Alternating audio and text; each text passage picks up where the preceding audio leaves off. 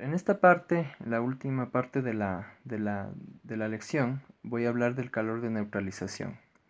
El calor de neutralización va a ser tomado igual que una reacción.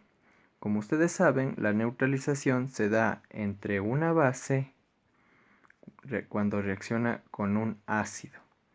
Eso produce una sal más agua. Entonces, esta es una reacción de neutralización.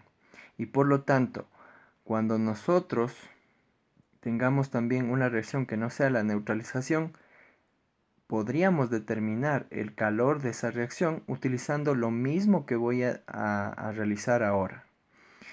Entonces, en este sistema, nosotros tenemos una base y un ácido. ¿Quiénes van a experimentar la variación de temperatura? Los dos, ¿no es cierto? Los dos van a experimentar la variación de temperatura. Entonces, por lo tanto, lo que nosotros podemos hacer para determinar este calor es igual. El calor de esto se tomará en cuenta la masa, pero ¿la masa de quién? La masa del que experimente la variación de temperatura. La masa en este caso sería de la reacción por el Cp. Lo bueno sería aquí en esta parte utilizar el Cp de la reacción, pero como les dije en la anterior clase, no hay Cp's. Tendríamos que aproximarle a lo que es el Cp del agua y multiplicarle por la variación de la temperatura. Entonces, tenemos la masa de la reacción, el Cp del agua y el delta T. Tiene una similitud este calor de neutralización, este calor de reacción, con el calor de disolución que hablábamos la anterior clase, porque ahí utilizábamos la masa de la disolución, como ustedes recordarán. En este caso vamos a utilizar la masa de la reacción, la masa total de los dos reactivos.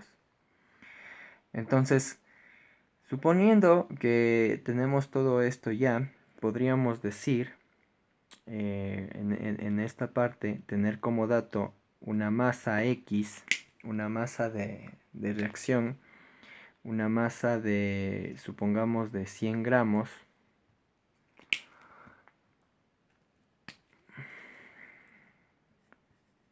Una masa de reacción de 100 gramos.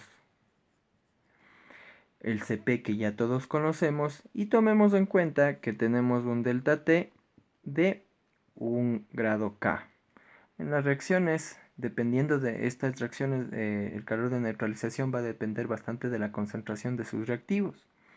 Si es que son muy concentrados, va a haber una variación grande de temperatura porque va a haber una diferencia grande de calor, una variación grande de calor.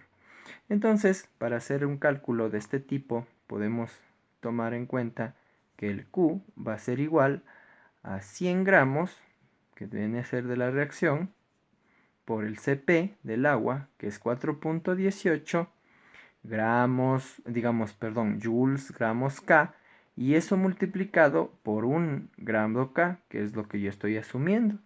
Entonces de eso me saldría 418 joules. Y bueno, entonces, ¿qué diferencia voy a encontrar? ¿Cuándo voy a encontrar la diferencia entre un calor de disolución, un calor de combustión y un calor de neutralización? Que también yo le estoy incorporando dentro de lo que es calores de reacción. ¿Cuándo yo voy a encontrar una diferencia entre estos? Porque prácticamente la masa, en el primer caso de las soluciones, viene a ser la masa total del soluto y el solvente. En el calor de combustión viene a ser la masa del agua calentada. Y en el calor de neutralización viene a ser la masa de los reactivos. En este caso la base y el ácido. O si es que estoy hablando de una reacción cualquiera. Viene a darse la diferencia cuando yo hablo de lo que es el término de entalpía. Aquí ya vamos a entrar a lo que es realmente entalpía, lo que significa un intercambio de energía. Delta H nosotros vamos a tomar en cuenta que es igual al calor sobre el número de moles. Y aquí en este número de moles va a haber una diferencia.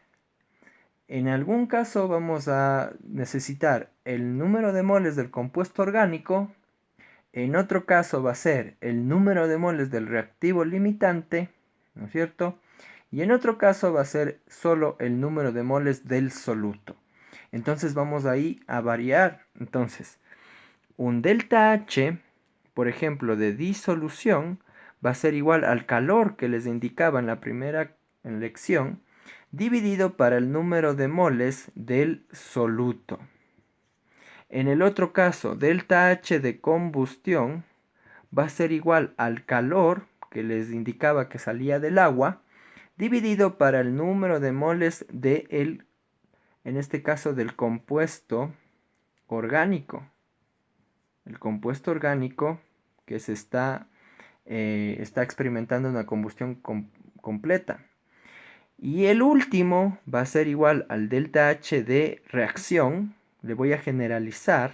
Reacción, neutralización.